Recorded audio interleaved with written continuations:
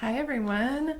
I just recently got out of the coaching call for Practice by Design, and I always come away with some really cool things like flittering around in my brain, and I love sharing them with you. So, today's coaching reflection from the group has to do with this idea of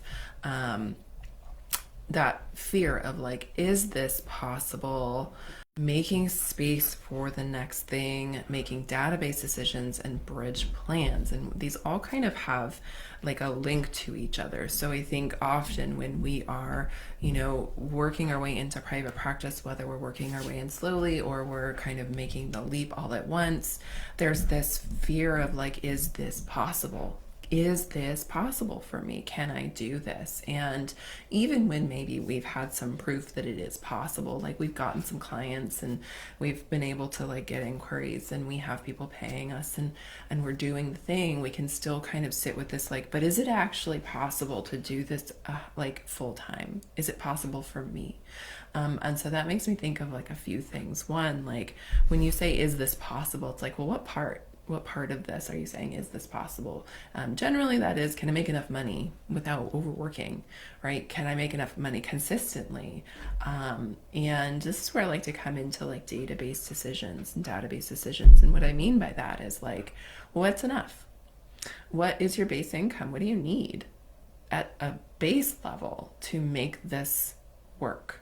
And then how is your plan in terms of like your fee structure and your working hours and your systems, how do they support that being possible? So it's not always like, is this possible? It's like, if this is what I need to make happen, what do I need to do to make that possible?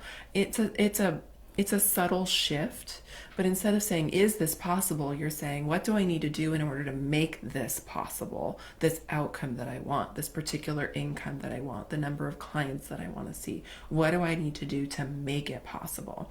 That takes me to this idea of bridge plans that sometimes when we look at our practice, we're kind of like looking at this big overall, like where we're headed in the future of like, I want to see 10 clients all at a premium fee and all private pay. It's like, okay, great. I love that plan for you. And depending on your circumstances, you might not be able to just quit your job and have that be your reality, right? And it depending on what you have in terms of like a safety net, you also might not be able to wait long enough to make that your reality right away. And so there might need to be a bridge plan. It might include something like part-time work and part-time practice. It might include something like third-party payer work plus private pay as you build your private pay.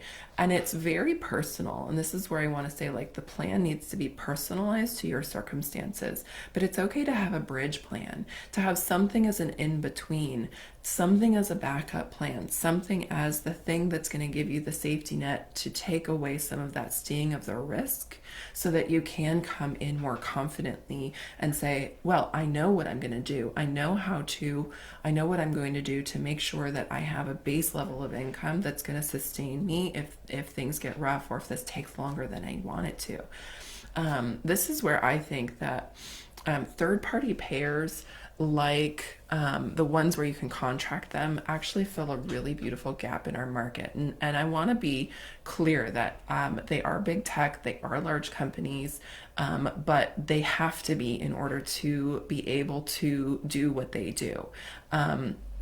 Now, I have mixed feelings about it, like so many other therapists in the community. But I do think that they fill a very important gap. And I'm not trying to sell anything here. Like, I'm not selling you on anything. I'm just saying, like, this is a very viable bridge plan for a lot of people. And so often I find people are stuck between, like, I want to leave my job and I want to build my private pay caseload.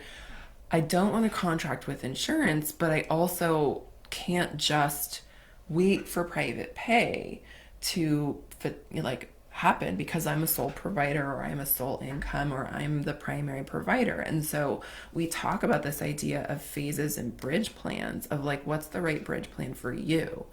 You know, it might be a third party pair, it might be an EAP, it might be something else, right? It might be a part time job, it might be a part time contract. And so I think looking at what is the right bridge plan for me that is going to make it possible for me to get from where I am to where I want to be, that's going to be a good step in that direction.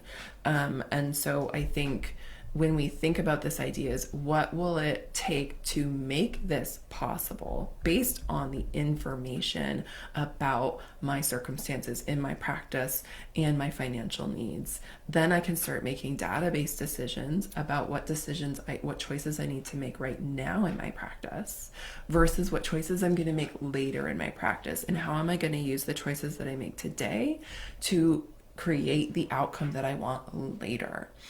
So that's big takeaway from today, this idea of like, what does it take to make what I want possible? And that might look different right now than it does a year from now or 5 years from now, and to be open to those possibilities. All right, have a great day, everyone.